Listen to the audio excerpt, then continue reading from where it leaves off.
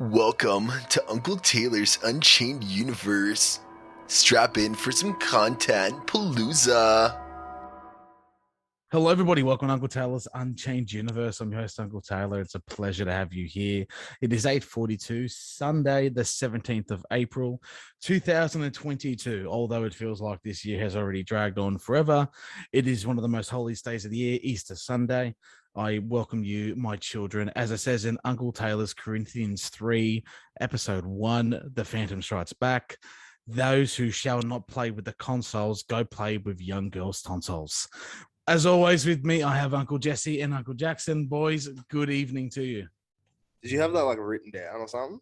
Or was I that thought just of- off the cusp? I actually said it last night on Caleb's stream. Yeah, it sounded. Yeah, I thought so. I thought it was familiar, so I was like, "Oh, you probably came up." I think it's sort of good evening, of course, but it sort of disturbs me how quickly you're able to come up with those sorts of things sometimes. Mate, I'm Rodney Rude's son. What can I say? It's fucked. I'm a dreadful person.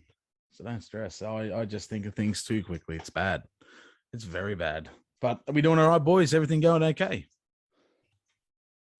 Yeah, not too bad at all. Not too bad. Nice. Yeah. Jesse, we just spoke good. briefly in the waiting room, mate, before we started in the ER. You had a bit of a moment. So, if you're coughing tonight, don't stress too much, mate. We're all good here for you. For those who, if you want me to share it, we can cut this out or not. But Jesse was a little bit sick during the week in hospital, just a bit of a bad reaction to the booster jab. So obviously we were just having a chat about that.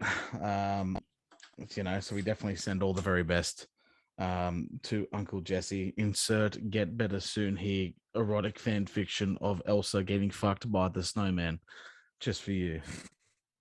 That'll make me heaps better. Your face when you said that. That's dreadful. That's fucking dreadful. I'm just like, yeah.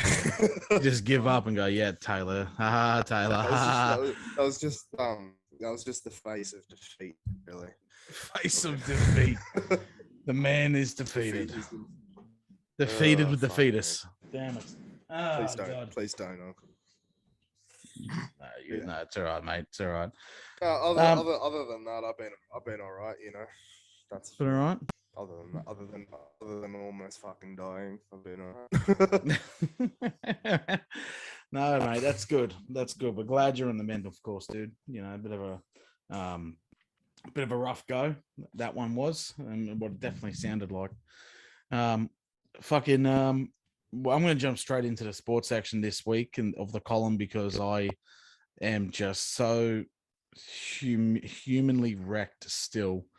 Last week, myself and Uncle Jackson, went to the Formula One. We went down there to watch the big boys play in their really fast cars. It was an incredible fucking experience. Absolutely, we did. It was unreal. Absolutely. I have to say though, the Albert Park Raceway is easily one of the most picturesque places I've been to. To watch the races, like Oran Park, sort of pretty much like a little bit of a dirt bowl, but even though it's not there anymore, but like Albert Park, you got the lake there. It's so nice. Man, that was beautiful. Yeah, it was gorgeous actually. Like I got that fucking sunburn. Looked gorgeous. Yeah, I saw. Obviously, I wasn't there, but I saw the photos and it looked pretty good. It was pretty at the time. So yeah, man, it was good. There was a lot of good looking Sheilas down there who loved their cars, so that was like, oh damn, that's good. Like that's a winner. I worked on my car this morning, and the wife just disavowed me and just went, yep, no, that's it. I'm going inside. It's like, great. Thank you for taking interest in my car and your car as well. But honestly, man, like the entire space itself, like I across the 4 days, I did 56,000 or so steps, with the bulk of it being on Thursday alone at 26,000. Now it goes without saying, I'm fat, I'm morbidly obese. And I was dead. Yeah, well, I looked at mine only the other day and saw that it was like 30 think it was at 38,000. So it was a lot of walking involved in it. A lot of walking. I thought Jesse like kind of just zoned out then. I don't have no idea what the fuck just happened. No. I was thinking the same thing. I was waiting on Jackson's feedback. He was the one fucking there with you. So I was like, that, mate. And then it was just fucking silence. And I'm like, fuck, all right. Dude, because it was stuck in your head. So for me, I'm looking and going, is he going to say something? Is he? That's what I was thinking too. Like I could see it going across saying, that it was broadcasting Jesse. I'm like, hang on, he's about to say something. All right, I'll wait. And then I was like, okay, it's not saying anything. I'm going to say now. Fucking hell. But no, honestly. We are a professional podcast. Exactly. Professionalism. Technical difficulties. That's right. Technical difficulties. We're Caleb Templeman. Fucking honestly, yeah, like 50-something thousand steps. And I was just so fucking tired. The moment I got back to the hotel every night, I was wrecked. I didn't go out, didn't have nights with me with my workmates. I was wholeheartedly fucked, and I was just, oh man, it was so good. It was so loud. It was so fast, and it's scary to think that it was a week ago. And that's probably the hardest thing I'm personally trying to come to terms with. It's like shit. It all happened so quickly. Oh yeah. But being able to, like, I paid money and was able to walk pit straight, and that was an experience that's a money can't fucking buy kind of thing. I saw the cars getting worked on up close and personal. Like we're talking 5 to 10 meters in advance. And I said to Jackson on Saturday night, I said, mate, like 10 a.m. pit walk, please don't call me. I'm going to be recording it. Thank you. Who called me? Fucking of course. Of course. I missed the memo. Fucking. I reckon he did it. He would have done it on purpose. Surely you did it on purpose, didn't you? He did. You did it to fuck with him. He did, absolutely. Well, wasn't that? It was because like he said, we're going to be in a different portion of the track today, so don't get on the same tram we normally get on. And so I'm like, okay, well, what gate am I going to? And he didn't tell me what gate I was going to. So I'm like, do I get on this tram, or this tram? I couldn't figure it out. And so I'm like ringing him going, I'm leaving now. Tell me what tram to get on. Like, either am I going from Flinders Street Station or am I going to Southern Cross? I didn't know. So I was like, fuck it, I'm going to Flinders. Poor Jacko retained as much information as a wet sponge. It was dreadful. I can wholeheartedly remember I did say, Jacko, A, B, C, D, E, F, G, and he'd go H-I-J-K, L-M-N-O-P. Okay, come on, mate. What's going on? But eventually, nonetheless, like it was a fucking very good weekend. Words can't describe it. I'm trying to think of the right words to say that would sum it up into a nutshell. But honestly, it was. Oh man, I can't. No words I'm going to say will do it justice. It's one of those things that. I know that it was only going to be a one and done kind of thing. I'll probably never go back to Melbourne for the Formula One. I'm grateful I had the opportunity to go, and that's it, man. But I've been a lifelong fan of it, since I was a young bloke. Right behind me, as you can see here, so I pointed out to Jackson because for those who have been listening since day one, they've probably already thought Jackson does not watch sports, period. And it's like, okay, this is fine. So me and Jesse talk for 20, 25, 30 minutes and take the lion's share. But then Jacko surprised and delighted me. My friends will understand what I'm saying there. And said that, yeah, I watch the car racing every weekend. It's like, what do you mean you watch it every time it's on? Like, what do you mean you watch it? Oh yeah, I'll go around to mum and dad's house. I said, you could have told us that a year and a half ago. I am so fucking dishonored, Jackson, because right behind me is my Greg Murphy picture that when I can, I'm going to mount. And that's I said I sometimes watch it at home, but sometimes I also go over to mum's place and watch it there with my stepdad. But, I mostly watch it at home. You did not tell us, or me for that matter, that you, Uncle Jackson, watch car racing.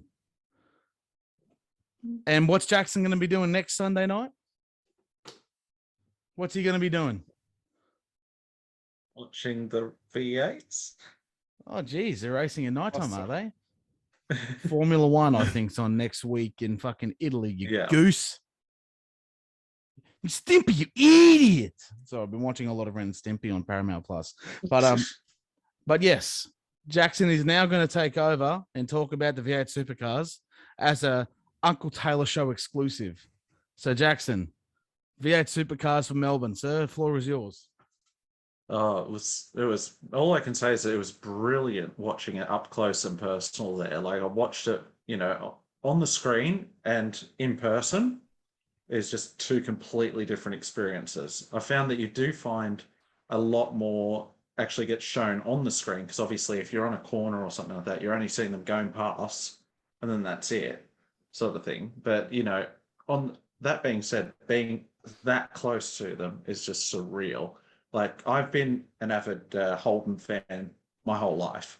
I started off with Mark Scaife, and then when he retired, I then followed followed Kelly, his side driver, his co-driver for not very long. I'd say like maybe a month or two because I was like, I want to stay in Holden. But then from there, I was trying to work out who my replacement would be, and that's when I found Shane Van Gisbergen from there. And from there on in, I've been following Shane Van Gisbergen and, of course, Red Bull Ampol Racing, formerly Red Bull Caltex, from there. And I've been a fan of that. So being able to see up close and personal watching SVG go around that track at Albert Park was just amazing. And I don't know do you go for a particular current racer at the moment, Tay? Gisbergen is definitely the one I follow because obviously Greg Murphy's long retired. But I've been in and out of the V8 supercars for a couple of years. Like I haven't really, settled per se on one. Like I don't mind Chaz Mostert. I really don't mind him. I'm holding through and through, but I don't mind it. But even additionally, I'm not too fussed with David Reynolds. He's been around for a while. Of a fair whack, so him as well. And Lowndesy is good as well. Like he's a fucking one of the best drivers Australia's ever put out. But mate, if I'm honest with you, it's majority of the time I'm now just watching Formula One, watching the endurance racing, that kind of thing. Yeah. Don't get me wrong, it's great to watch the Formula One. If I had to choose between Formula One and V8, I would definitely be on the V8s. But it was so good to be because it's also a daytime too. That's the difference. Exactly. Yeah, that's right. But also, being able to see those Formula One cars up that close, and having the ringing eardrums as they roll on past, it was such a good experience. Really enjoyed it. And would definitely go again. Actually, as soon as I got back, went to my stepdad, who's also a Shane Van Gisbergen fan, and was like, when are we booking Bathurst? Straight away to it. God. So he's going to Bathurst, and I'm probably going to be joining him. But yeah, that's as soon as I got off the flight and got, the next morning, rang him up and said, when are we going to Bathurst? Straight away. Shit, a brick. Yeah, but all in all, it was so fun, and like being able to watch, Shane Van Gisbergen take home that prize at the end was great. I mean, he may not have, won his 3 in a row for that weekend, but he still went so well. And if it wasn't for that pop tire in the last race that we watched him in, he probably would have gone his 3rd in a row. But that's just how it goes. Yeah, exactly, mate. So the cookie crumbles. I can tell you. I was going to say the name of the trophy or the medal that he got, but I couldn't remember. It was a something Perkins medal. Larry or something Perkins, mate. Thank you. It was John or Larry Perkins from memory. Yeah, I think Larry Perkins sounds right. The Bathurst 6-hour event was on today. I didn't watch any of it. I was very busy, but I do plan to watch it. BMW took out positions 1, 2, and 3 with Tim Slade and Nick Percat in the mix there as well for 2nd and 3rd place. And then Mercedes, more BMWs, Ford Mustang and Audi and a Mitsubishi Lancer, which is a bit surprising, took out the top 10. So I plan to watch that. Right. Apparently, it's a really good race. I I know don't want to SVG pay. caught COVID from Melbourne, so he's been in ISO. That's why he didn't race this weekend. But which is partially why I didn't watch it, because really you go, well, if the person you're rooting for isn't in the race, it sort of deflates it a bit for you. But I'll be watching the next race when he's back. No, of course. But see, I think it's these events, mate, because again, like I'm not devout on SVG, but it's about watching these people outside of your traditional track circuit racing that do this endurance racing.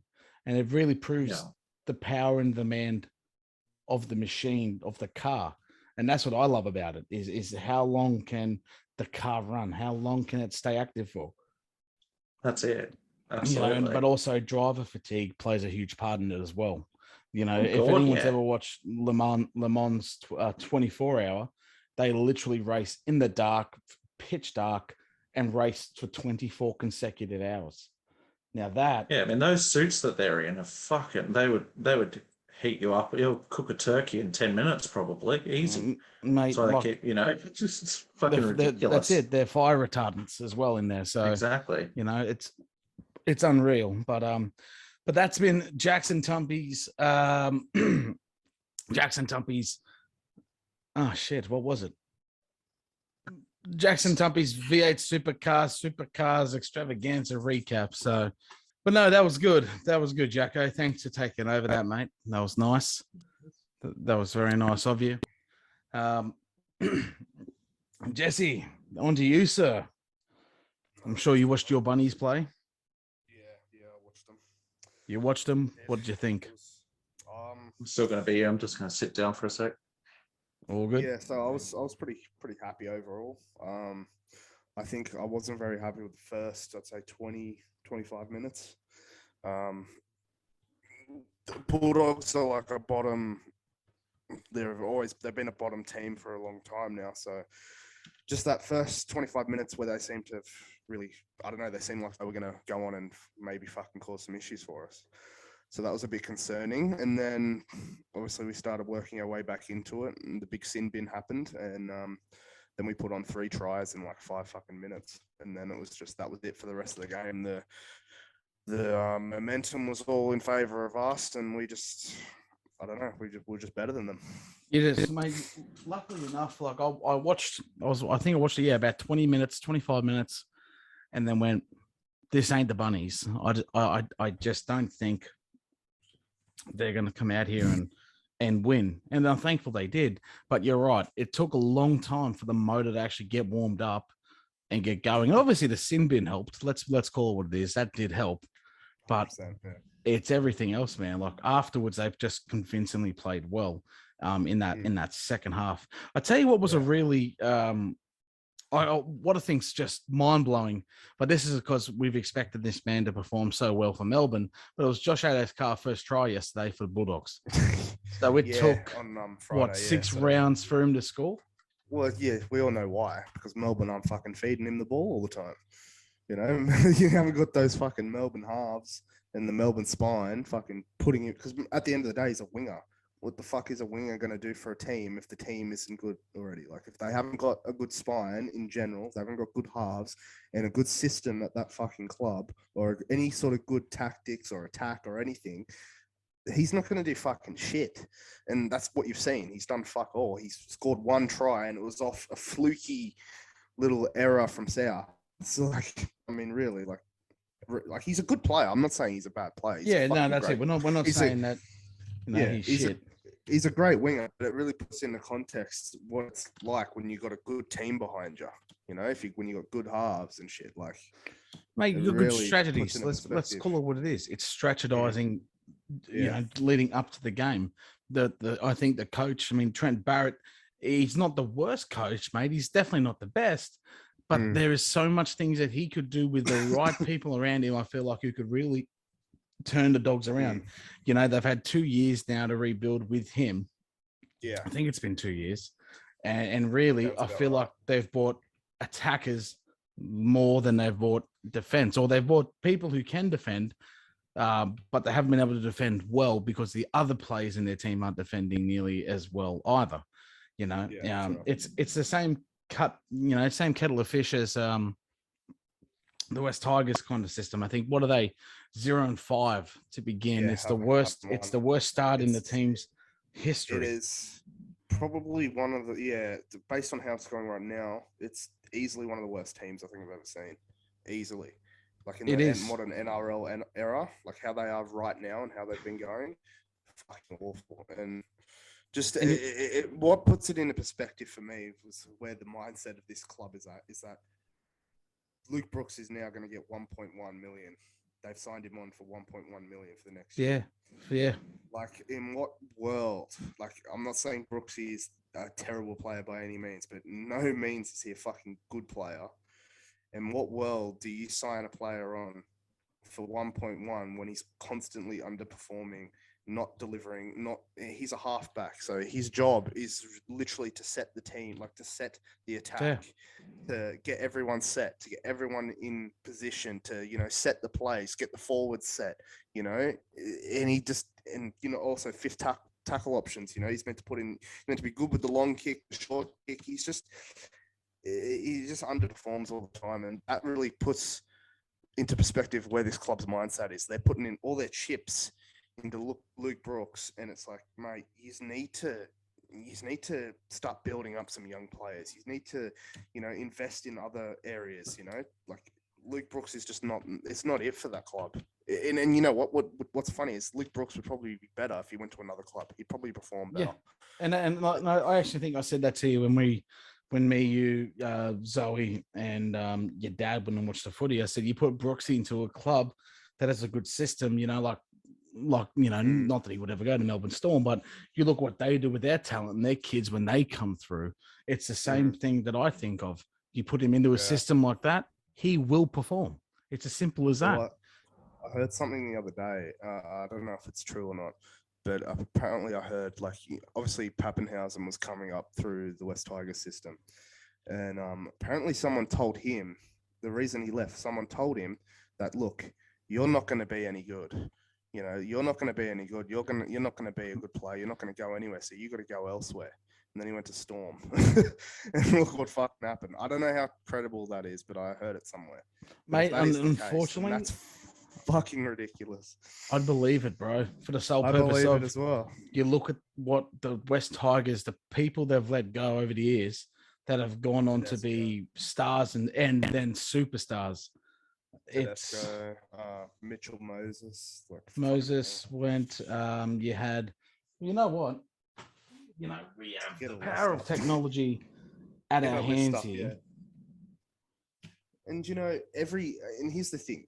It's not even that I want to see West Tigers fucking fail. I really don't. My missus supports them, and that's all well and good. I watch all their games because of it. But it's more just, it's fucking hilarious how every week they just seem to be getting worse every week. And what I find even more funny is that the coach is under the pump right now, right? Everyone's the question is, when's Madge going to get the sack? And, a lot of people are saying, it's not, it's not the coach's fault and stuff. And normally I would 100% agree, it shouldn't fall back. The first person you look at shouldn't really be the coach necessarily. But in this instance, I've seen how he has responded to some of the criticisms of the team, and the performances, the way he goes on about the team's performances in the they do the post-match press conferences. Is he's saying that he's confident with how they're building upon things, and that each player seems to be giving in 100% effort every time they're on the field. And I'm like, mate, what games are you watching? Yeah, put down Rugby League Live 4, mate. What are you doing, mate? And honestly, it's more than likely because he's trying to save his ass and he has to say those things. But mate, it would just be refreshing to hear a little bit of accountability. Look, we're doing this wrong. We need to fucking improve on this. But it's the same thing after every game. The boys are putting in the work. You should see how good they are at training. It's like, mate, I'm sure they're fucking great at training against each other. Mate, exactly. Here's your list. Here's your comprehensive list. This was done by Fox Sports Australia, of course, for those listening internationally. Fox Sports Australia. The players the West Tigers have lost I don't have a date on when this was put up, unfortunately, but at least for the moment, James Tedesco, Josh Adokar, Bo Ryan, Blake Ashford, Marika Korobidi, Mitchell Moses, Benji Marshall. So this must be about 2018, I reckon, 2019. Aaron Woods, Robbie Farah, Andrew Fafita, Curtis Saronen, Bodine Thompson, Martin Tapau. Then as your four interchanges, Blake Austin, Chris Hyington, Adam Blair, Nathan Brown. Wow. Now that There's some team, fucking great players in that list. That team put together, bar a couple people, could probably go on to win a premiership or challenge for a premiership. I think at this point here, Ivan Cleary was still the coach then of the West Tigers. So this is definitely going back a couple of years. Yeah, a few years ago, yeah. That alone is just crazy. That's actually crazy. I don't think I've ever heard of something like that. Like a club letting so many players that have turned out to be so good. But it's just funny because like they had Tedesco at the club and he was playing well and they let him go. And then he goes to Roosters and he fucking excels. It's like, and becomes really? like Adokar? I didn't even know Adokar was on that list. That's crazy. Yeah, Adokar was a young kid going through the club ranks. But here's the thing: if they build up like these junior players into first grade players. Invest in them. Give them some time. Put them on the field and then invest in them and build them up. Like I've heard that Benji is working with the club right now, trying to build up some of the young players, but. Mate, they need some direction. I reckon they need to sack that CEO. Yeah, I was just going to say, you beat me fucking to it. That Justin Pascoe, he's just, what an absolute wank this guy is. On Monday night at the airport, I read an article that he went to the Northern Territory on Monday and took annual leave. Considering the team is 0-5 in crisis right now. And why? A lot of people will say, "Oh, look, everyone's entitled to holidays. No one should work." It's like, look, do it in the off season, mate. I'm like, come on, do it in the off season. Not when the season's just beginning. Bro, these people get paid ridiculous fucking kind of money. Yeah, there should be no reason why you turn around and take annual leave when you're at the club that you are the CEO, the big fella, the big champion of the board, whatever you want to call him, the big head honcho, turns around and goes to the Northern Territory instead of trying to review and trying to improve the team inside and out. It's just absolutely like as a Tigers fan, you would be pissed right off. Yes. Yeah, 100%. And they're calling him the ScoMo of the NRL. I was going to say, call the prick ScoMo because he just pisses off during every emergency. Yeah. I just don't know what this guy has racking in his brain. I don't know why he thinks it's such a good idea for him to, cop it and go away. If anything, Tim Sheens is in there, and he's I think his job title is like, player development, if I recall. He came into from England. He had to wait for COVID restrictions to end, and then he flew in. He was doing it all via like the fucking internet. The last time I checked. So he's come in, and if I was Tim Sheens and I looked at this club, I'd go, what the fuck do I do here? There's nothing I can fucking do to improve anything in this club. This club is fucked. It is. I'm sorry. See you later. It's a fucking disaster over there, honestly. And I don't even know what to say half the time because I'm sitting there watching it with my missus, who's a massive Tiger supporter. And all I can say is just how bad they are and how they're playing so well. And as I'm watching the game, right, because I'm a fucking massive footy fan. I just like to analyze certain things like plays and like tactics and shit, and how plays set up fucking certain attacking moves and how players defend. All that, I'm into all the intricacies of all that sort of shit in regards to the game. And I look at them, how they're setting up. I'm not even watching the current what's going on. I'm looking at how they're setting up their back line, and I'm like thinking, what the fuck is going on? They don't, like, half the players don't know what their role is. They don't know what they're doing. There's a lack of direction on the field. There's a lack of direction off the field. Like, half these players don't know what their fucking role is, what they're supposed to be doing. I see this, like, how they're setting up their backline. They're not even really setting it up. It's like, what's going on, mate? Like, come on. Who's there to fucking lead? There isn't any. Like, there's fucking how many captains? Like, yeah, get one bloke on the field who can fucking organize those fucking pricks and fucking get it done. Like, yeah, marshal your plays, mate. You know, like they need, mate. They need a massive overhaul, inside and out. They need to do what, like, you know, you look at these big sporting people, like, you know, like teams like the Cleveland Browns, who were dreadful for a couple of years, played incredibly bad, but built up their talent, built up their kids, got some good draft picks, and then have, you know, definitely started the, you know, to get a lot further in their division, you could say, than what it is. If the NRL had a draft system over here, or like something like that, you know, ideally that's where the Tigers would excel. They'd get some really good, hot shit young talent in, you know. But right now, it's just the direction as well from, like, all the higher ups, the coach and all that. I mean, I don't like to typically blame the coaches, but fuck, I feel like something has to happen. Something's up with Madge right now. And I was watching, there was that doco of the Tigers last year where it showed everything. Tiger Town, yeah. And I'm watching it and I'm like thinking, so you're saying all this shit. I went back and watched a bit of it, and I was like, so he's saying all this shit last year. Then he comes in, like, last year's meant to be their year where they're building upon things, where they're building upon certain habits, certain plays, certain things, you know. The center of excellence. Yeah, they're building, right? That was their building season, right? And then they come in and they start doing worse, and Madge is saying the same shit, where we're trying to build. It's like, no, what are you fucking trying to build, mate? Like, fucking, you're not building on anything. Like, this ain't Fortnite. Fix something else. Do something else. Like, the way you're coaching right now is not, in my opinion, I just don't think he's. I think he'll get it soon.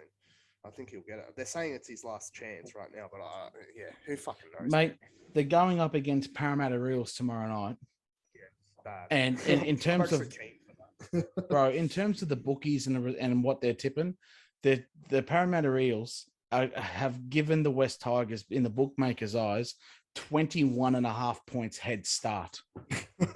So if you're gambling, the West Tigers are effectively 22-0 up already, but even before the whistle blows. And you need the other team to beat them by a certain amount of points.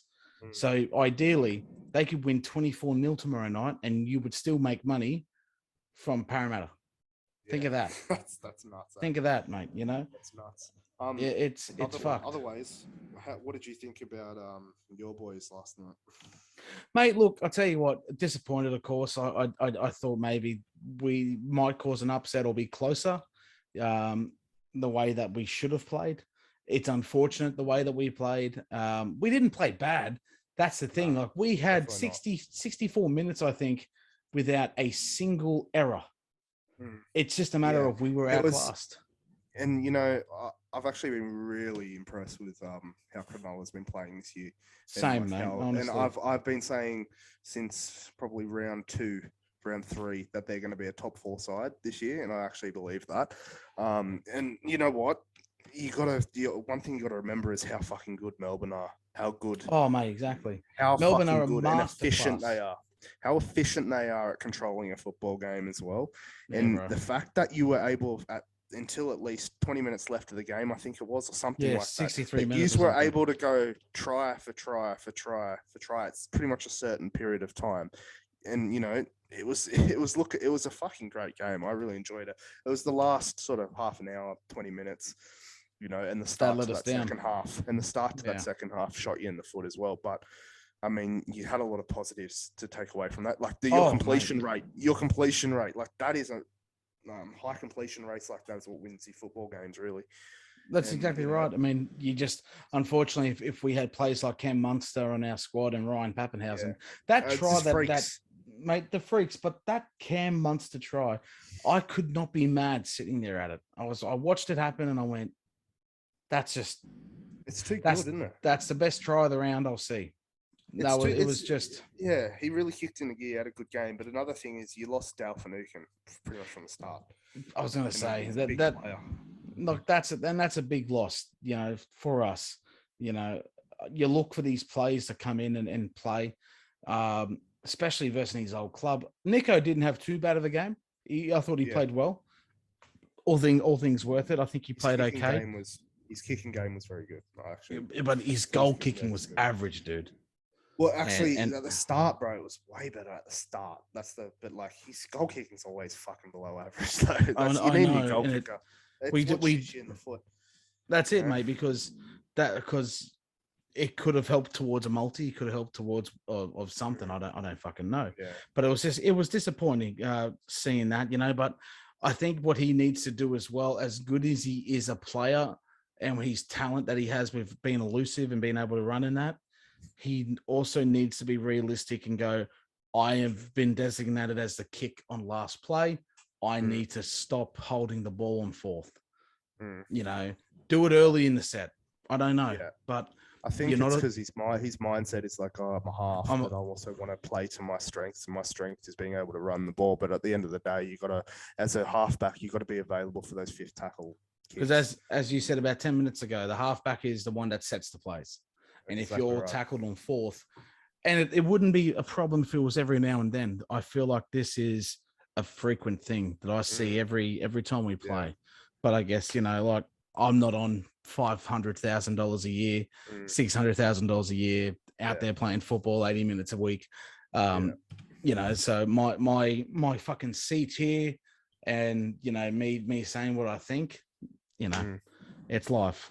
But when he does get the kick away on fifth tackle, often than not, 9 times out of 10, it's usually a good kick. It is. He rarely fucks it up. He rarely fucks it up. That one that he put across field, what was it? It was looking to be a good kick. It's just how good fucking Storm were, and I think Husey took it from the in goal.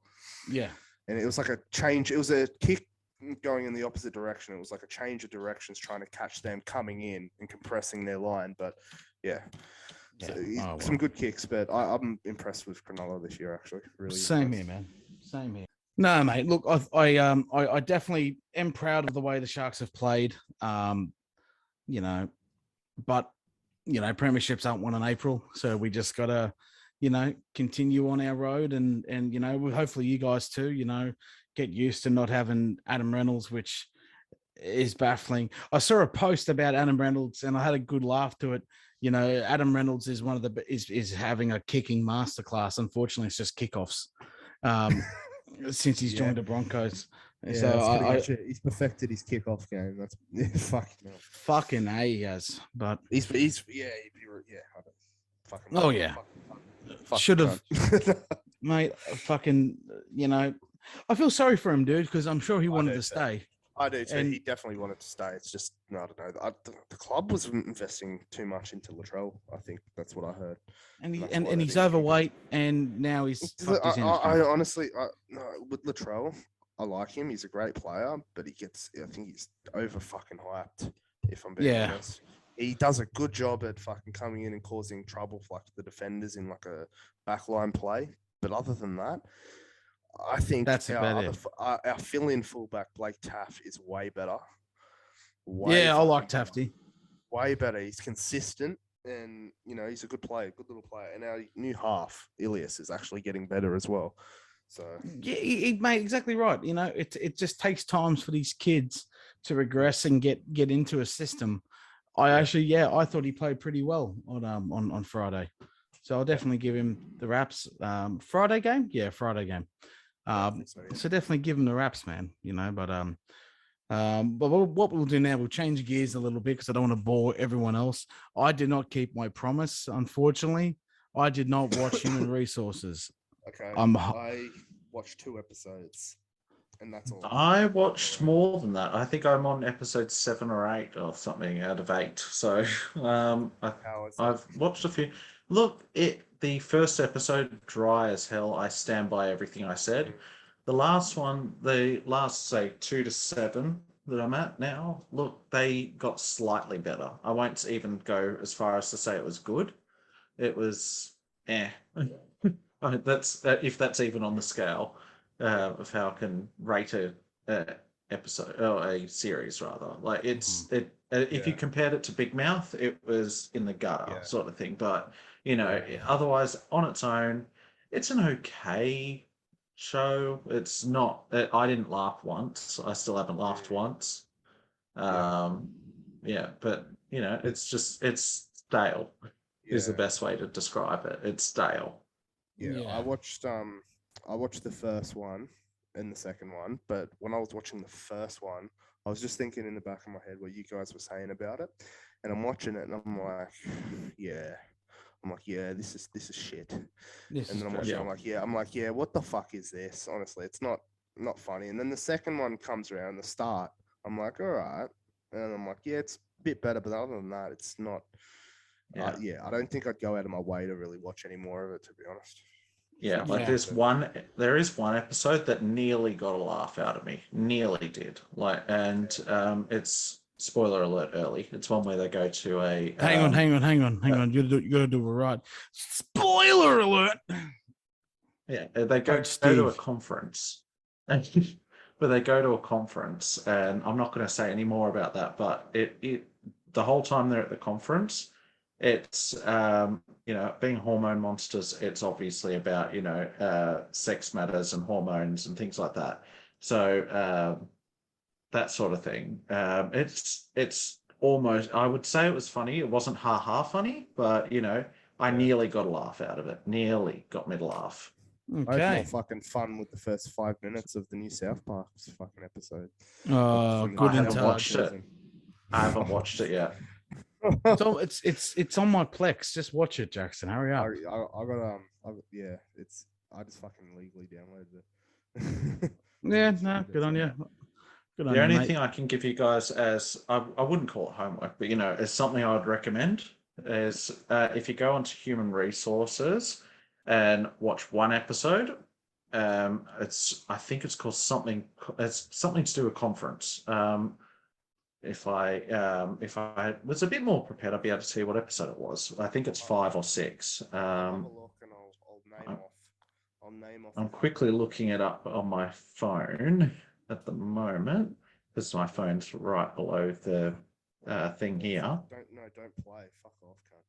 Human cunt sources.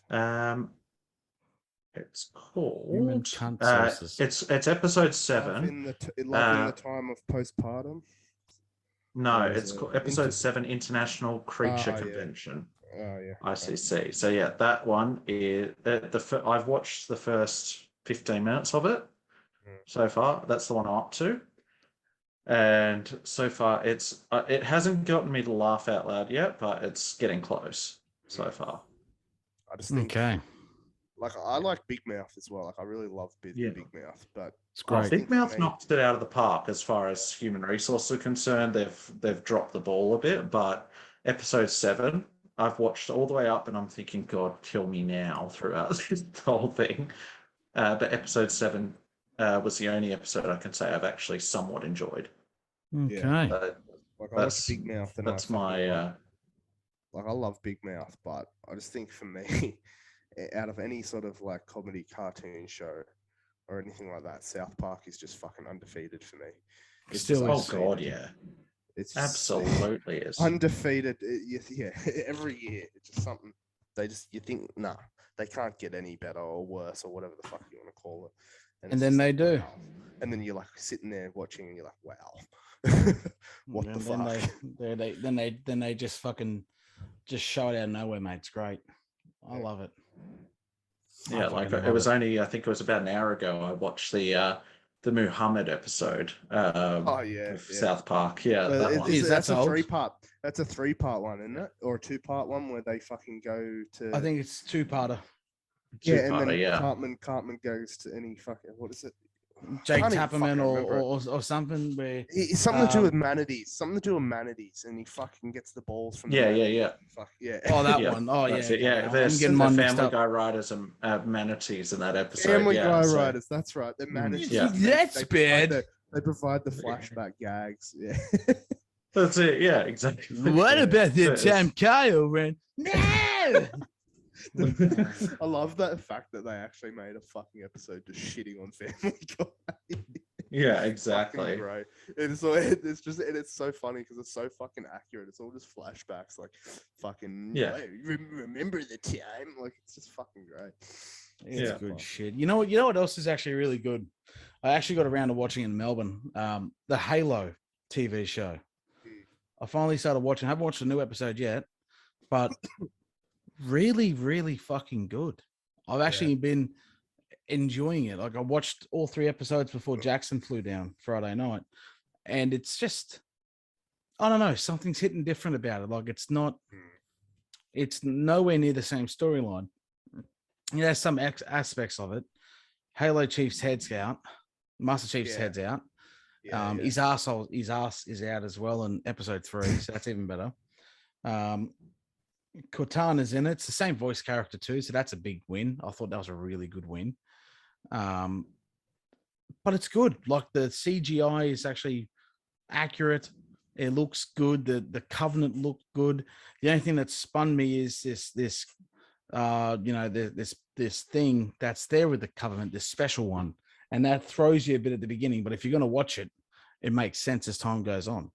So I definitely recommend, Jesse. I know you absolutely fucking enthrall it like I do. Definitely give it a look, bro. Give it a look. For sure. I'll have to legally download it, stream it, whatever. Yeah. Oh man. Do that easily. Yeah. Have you blokes been playing any sort of fucking video games? Just sort of. I actually repurchased a game the other night. I actually finished a couple games too. I played this. I don't know what it is, but I've been on a strategy kind of fucking binge lately. So I played Ruse, this old Xbox 360 game, and I absolutely loved it back in the day. It's probably the best strategy game I've ever played, and it's set in World War II. I think I don't think you'd enjoy it, Jesse. You'd enjoy the military aspect of it. You'd enjoy the storyline of it, but I don't think you'd enjoy the gameplay because it's pretty much build up, get resources, attack. Yeah, is it like sort of like how you like the old Age of Empires shit? Similar, like, very to that, similar-ish. I used to love that sort of shit. Well, actually, yeah. Well, did you play Halo Wars? I did, yeah. It's very, very similar. Yeah, except I didn't mind that. Ruse is 20 times better. 20 times better. I actually re-downloaded Halo Wars 2 last night, actually. So I have got that. I actually played I finished Ruse. I played Halo Wars, the first one, and finished it when I got back from Melbourne. And then I downloaded the second one. But I also played Planet Coaster, and that was for the Xbox Series X and S. It was a big sale on, so I bought it. And it's actually good. Like I feel like I'm sitting at home with my fractured ankle all over again, learning how to design my own roller coaster park. So that's been very good. And also Gran Turismo 7. I've been streaming that too. I've been very gaming heavily. This took last over couple the of Caleb days. Templeman show last night. I did a 20-minute race. Fucking hijacked it. Hijacked it. And there's nothing they could fucking do about it. No, there is fuck all they could do. And there I am doing a 20-minute daily race, going, dive bomb. And then literally all you fucking hear is when I'm not talking is, I don't know if it's picking up on the. Yeah. We can hear it. We can hear it. Yeah. So that's all they heard. So I would have felt very bad. They got so fucking awkward after that, I feel. And then I feel like Caleb the whole time was just going, yeah, man, I really like your formula. It's fantastic. Yeah, man. Absolutely. Fantastic. Absolutely. I love that. He's kind of got a bit of a fucking accent. He's like, fantastic. Whenever he says, use fantastic. Yeah, it's like Austin Powers with Down syndrome. Yeah, that was an interesting stream last night. But anyway, regardless, that was I don't even know what the fuck to say about that. No, it was a good stream. Caleb definitely does have an accent. Words, mate. That's for certain. Like, oh right, yeah, right. But Phil's got the best one. I actually imitated Phil getting beat up. That was even better. Yeah, what you should have done, you should have flogged your chair because I'm sure his dad flogged mate. I reckon Phil's dad walks in. Apparently, he washes cars. He slaps him and whips him with his wet car rags. Oh, fuck. Guarantee. And his mum just sits there and goes, what are you doing? Sounds like one of those Animal Crossing creatures. The fucking elusive field dogs was fucking caught. A rare sight fucking on stream after, what was it, after 10:30? Yeah, then you get some fucking the elusive after 10:30 field dogs. Phil after dark is what they call it. They call it Phil after dark. Filthy Phil's after dark edition. And he's just there going, hey guys, can you hear me? It's like, what are you fucking Marcus in this? No, doing? It's fill me up is what it's called. Fill me up. Yeah, Phil. It's fill like me his up. dad. Fucking hell. I love it. You can cut some of this shit if you want. But yeah. No, it's good shit. I like it. But what about you? Have you been playing any games, Chief? Me? No, I have not. Well, both. Well, that was awkward. Yeah. Who's Chief? Okay, let's just clarify. Who the fuck's Chief? Jesse is Chief. Jackson is Mr. V8 Supercars now. Okay. Yeah. So Chief, obviously I don't think you would have played because I think you're a bit sick. No, I haven't been playing anything. I want to, when I get the money, buy the new Lego Star Wars game that came out because everyone's fucking talking about that, and I'm a massive Star Wars geek, so I want. Uncle Jesse has left the conversation. Okay, Mr. VA Supercar. Fuck you, cunt. Fuck you, cunt. You play fucking lawnmower simulators. I can talk about Lego Star Wars, cunt. Listen, bruv. Don't knock me and my lawnmowers. Come on. Yeah. Anyway, so I want to give that a go. Mate, I've heard fucking rave reviews on the Lego Star Wars game. Actually, well, it's supposed to be the best Lego game. They're saying. That's what they're saying. Yeah. Yeah. That's why I want to try it mainly as well. But yeah, when I get the money, I'm gonna buy that. I'm gonna sit down, and I'm just gonna fucking waste my life away on it. Love it. Love it, mate. Get the young one out there to watch her. I think it's great. Yeah, for sure. I think it's good shit. What about you, Mr. V8 Supercars? Shocked me. You had a week off. I don't think you would have played anything. You would be absolutely correct. I did not play anything. Sad boy. So what did you do for a week? Well, I had family down from the United States, so so we had a big celebration before I flew to Melbourne. And then we knew that. Been hanging out basically with other members of the family, and that's been pretty much it. Come on, Jacko. Surely there's something you can do when you get home of a night. You do a way you unwind, or do you do? Yeah. What do you do to relax? You don't, because this man here, ladies and gentlemen, this man here pre-ordered an Xbox Series X, bought a new TV solely for this system, and has barely fucking played it. It's like playing with a Christian kid. Come on, Jacko. What are you doing, mate? Yeah, oh my god, that's a crime in some fucking country, mate. I just think you should be playing it more, mate. It's good to decompress. You know, like for me, when I'm going through some shit, not saying that you are, but if you're going through some shit, I jump on playing Xbox, put my headphones in, and relax, and I forget about the world around me. I lose my oh, mate, it helps me out. So, what do you do to do that? Well, lately I haven't really been. I've been busy almost every minute of the day. I highly doubt it. I know there's one topic that when we first started this podcast, you refused to let me discuss. And one of the things I have been working on over the past week is related to that topic. So I will respect that wish. Yes. Fuck me. Albanese, I'm calling him now. He's not going to be Prime Minister. Yeah, well, we'll see. We'll find out. Who should be our Prime Minister? I want Jackie Lambie to be our Prime Minister. You're just gonna say some. It's not a bad pick, actually. I'll tell you now. I don't mind Jackie Lambie as a senator at all. I think some of the things she says is pretty spot on. I'd ball her hard, mate.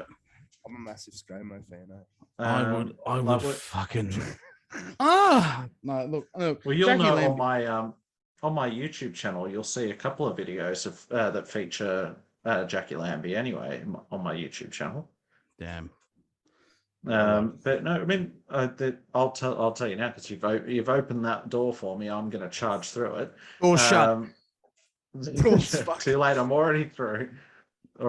So, been working a lot with the Labor candidate for the seat of Robertson. So I've been doing a lot of like phone banking. Been on the phones trying to get his word around. Been going to street stalls that he's been organising and sort of just chatting to people in the public. Like we were at Greenpoint the other day. And the day before that, we were in Gosford. Just real quickly, if this was you on the phone, Jackson,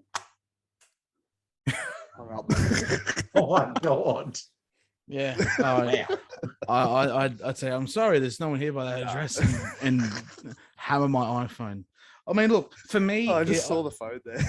Like for me, Jacko, that's nowhere near my fucking easiness. But for you, mate, that's good. I'm glad that you're doing shit like that. But eventually, getting back to the topic of playing games, sell that Xbox or start playing it, mate, because you're wasting its potential there, dude. Imagine if there was like a fucking politics game. Can't be slaving away for ages. Yeah, you would be. You'd have like 100+ hours on it already, mate. Mate, there is a game like that, Jesse. It's called Sid Meier's Civilization. Yeah, that's been around for forever. Or Tropico. Or Tropico. Or Tropico, whichever one. You want to be Cuban or you want to be fucking human? I don't know. Whatever you want to do. But I know that there is games like that where Jacko could definitely be on the ball playing with it. Well, there is one game that I'm actually hanging out for to come out on the console because I played it a lot on the PC, and that's Gas Station. Gas Station Simulator. I know the one that you're talking about. Yeah, I can't wait for it to come out. Cannot wait. As soon as that comes out, my hours on the Xbox will increase. You're gonna pop a whole 2.5 hours and then stop playing a Jacko, knowing you. I love it. I love it. Maybe three. Maybe three. I'm gonna come steal your Xbox Series X.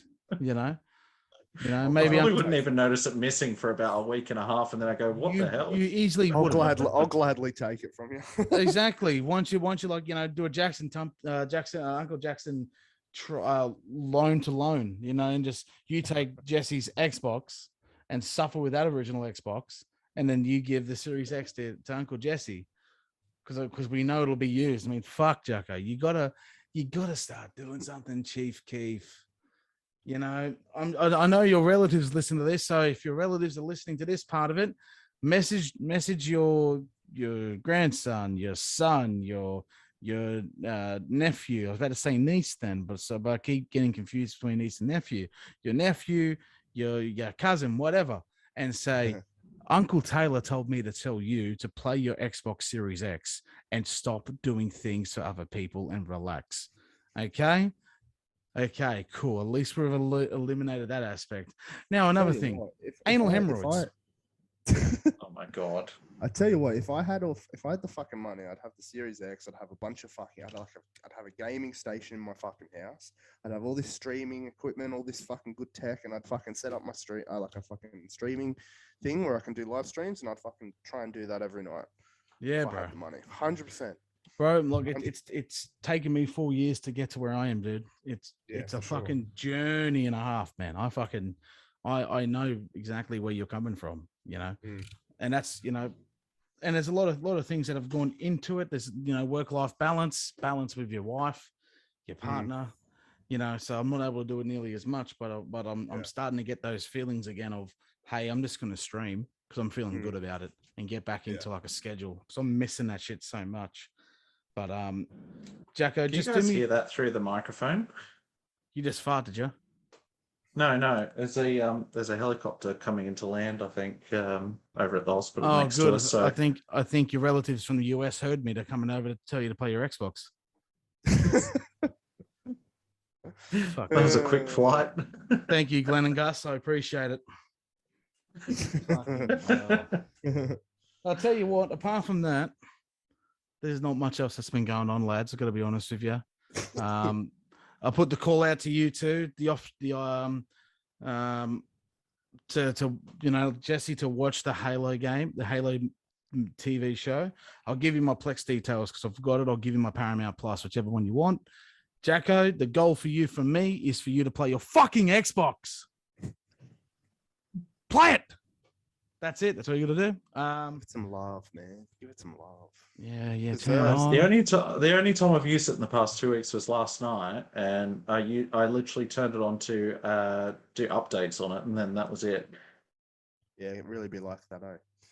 Yeah. That's so sad. I'm so sorry for you, Xbox, actually. Oh, man. It probably sits there and goes, oh, boy, Jiminy Jillikers, I'm able to actually play something. And then dun, updates. dun, dun, dun. Like that fucking Windows sound. Dun, dun, dun, dun. Yeah. And then, updates. Right. Because, hopefully we'll play something. Oh, he's going to turn me off when I'm not around. And then it stays off and then doesn't come back on. Jackson. Oh, boy. Apart from that, is there anything you guys in the next week want to achieve or do or talk about in the interim? Is there any goals you want us to do? What's your thought process right now? I'll let you go first, Jacko. I don't really have one. Xbox Series X would be good, sir. Yes, absolutely. I think that's a good idea. Over to you there, Chief. What do you think? Man, well, I do have a goal, actually. My goal is to get a FAP in every day of this month because I'm thinking, what's the date now? 17th? I've had 17 FAPs this month, so I'm hoping to go the fucking full month with a FAP every day. So that's my goal. Jesus, mate. They say no FAP is a good thing. I think FAP every day is a good thing. Mate, I was going to say, like last time I did that, it looked like I had Indian burns around my cock. It was not good. I don't know what I did differently. In reality, though, I've got nothing really to fucking... I'll watch that thing, and then other than that, just get better. Ep 7 of Human Resources. Yeah. I'll get onto that as well, see how that is. I'll listen to that as I crash my car tonight. Other than My that, prediction for you, Tay, is that there's one particular moment at the very beginning with Connie and is it? I've forgotten his name Maurice. now. Morris, thank you. That they start talking. I think it's within the first 3 minutes. I think it's your type of humor. You will get a laugh out of the first 3 minutes, I think. All right. Just as soon as they say their colleague's name, I think you are going to wet yourself. All right, done. Happy days. But it nearly got a laugh out of me, but yeah, it just wasn't. Because you're such a tough cookie to fucking make laugh, Jackson. For those of you listening audibly right now, Jackson's laughing, but in silent mode. Does anyone here watch Brooklyn Nine-Nine? I used to. Yes. I watched up to, You I know think, who when they went to fucking- prison and some shit. Jackson would get along with fucking Captain Holt really well. Easily in get regards to along sense of with humor, I think. Captain. No emotion. If anyone has seen that, it's Yep. the dry sense of the fucking the dry sense No of emotion. humor, the fucking all that shit. Yeah. I'm actually elated. But the easiest, the happiest day of my life. Yeah. This is amazing. Don't, Jackson. I'm quite scared. Funniest joke I've ever heard. He's laughing now. Yeah, there you go. Best mates. Best mates. Best mates. All I need to do is work out someone who could change faces on a music video. A music, as Phil Dogs would say, a music video. And then that song with Doja Cat and Saweetie. He'd be like, Captain Holt and Jackson, fucking, you're my best friend. She's a real bad bitch, got his own money. He don't needs no lift in the strip club. He's gonna give no tips because he's Christian, doesn't like them twerking. Something like that. Dr. Gordon Reed, he's local member for Robinson. I'm gonna elect him. He was a former pediatric surgeon and a hospital. I don't know. Close. ED doctor. You hear that? Close. That's time. Time to end. I haven't even recorded it yet, but I will record it after we say goodbye. This week's biggest motivational listen. I have to think of something funny. Otherwise, I'm just going to skip it. So you're either going to exit with us saying goodbye and having a good night, which will be this exit.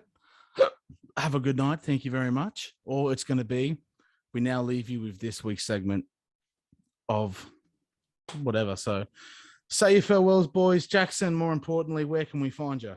Yeah, well, you won't see me, but you'll see my content on APH Question Time on YouTube. I'm sure that if we ask Taylor Nicey, he'll put a link in the description for us. I'm going to give you access to the channel as an admin, so you're going to be able just to do it. That's fine. Yeah, sweet. Sounds good to me. Just do it. Jesse, you don't have a link, do you? No, because I don't do anything with my fucking stupid existence. No, that's fine, mate. No, I'm just joking. No. I've just, you can find me here every fucking fortnight or every week, whenever the fuck it is. Beautiful. We Toots, absolutely always can. Toots me guts. Toots, lad. Thank you, boys, for this evening. I appreciate it. We're going to leave you now with our special fitting next survival technique of forgiveness. So enjoy that. Have a wonderful week ahead, lads, and I'll see you all next week. Catch you later. There's. Forgiveness is something that we practice. We all look at what we do with our lives, and we show sorrow and regret to actions that we have decided were at the time the best. There are moments in our journey on this earth where we truly believe and feel whatever decision we make is 100% the best. However, forgiveness can sometimes be overshadowed, especially if you are looking in the right areas. Forgiveness can also be part of the decision making that we as humans make. Hello? Oh, yep, come on in. I'll let you take over. Forgiveness is a bunch of shit. You should meet them in WWF Super Slam 2022. Meet him in a steel cage, brother. Yeah, actually, I love this shit. This is fun. Thanks for listening to the podcast. All the very best.